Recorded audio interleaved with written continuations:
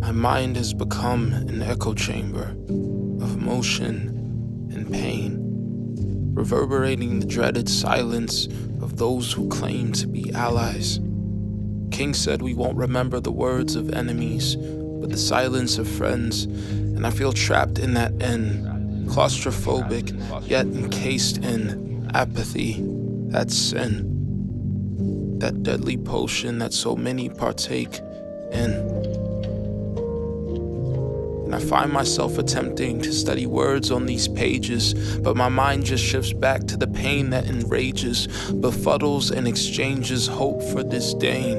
And I can no longer stand pushing onward through rain. And as the green-tinted fluorescent lights flicker around me, I step forward, one foot behind the other, toward night, chasing solace and safety, beyond the walls imprisoning me in the shackles of empty words and hurt. What's up, bro? And as my head ascends, locking eyes with a friend, someone who can empathize with this mindset I'm in, Kalvin, brother in bronze skin. And there, I dive in, sharing burdens with him, of the pains produced in that silence, the spouted words of supremacy, the unchecked violence of racist rhetoric and camouflage sedatives presented as Christianity yet satanically accredited. And I watched as his hands shook in rage, his eyes dilated, praying freedom from this rain. And he called over Hanada and Kelli, and with these three, I continued to pour out what happened, and we broke together. Everybody was trying to, they were trying to exonerate. And in a moment, the sense of loneliness began to subside. And with shallow breaths and tear-filled eyes, we stood in lamentation. And as we walked through the doors of that library, the hallways surrounding became a sanctuary.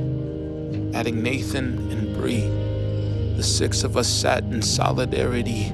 And every word these friends spoke, every word they listened to, reached into my wounds and built something anew.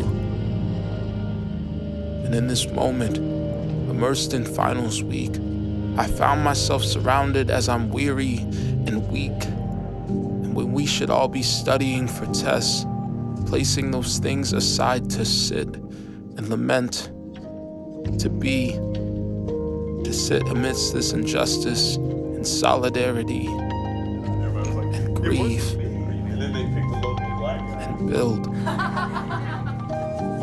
and build. And the thing he said that has stuck with me is maybe we should let the victim or the survivor decide. God created everything that was sustainable for life before he created life. So that in itself, it is an example that we not only need each other, but God's intention is for us to need each other for this entire situation to work. Everything we would need is created first, and then we're created. So we are inextricably tied to each other.